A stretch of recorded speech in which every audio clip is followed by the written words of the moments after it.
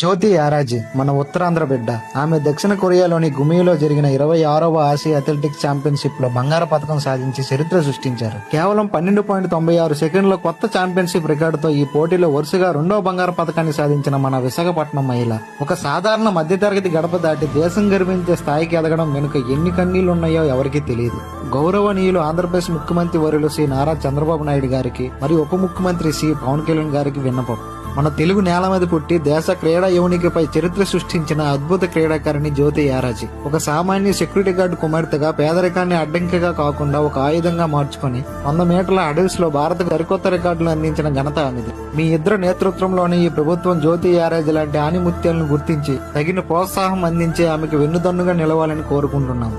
జ్యోతి యారాజీ గారు, మీరు ఒంటరి వారు కాదు.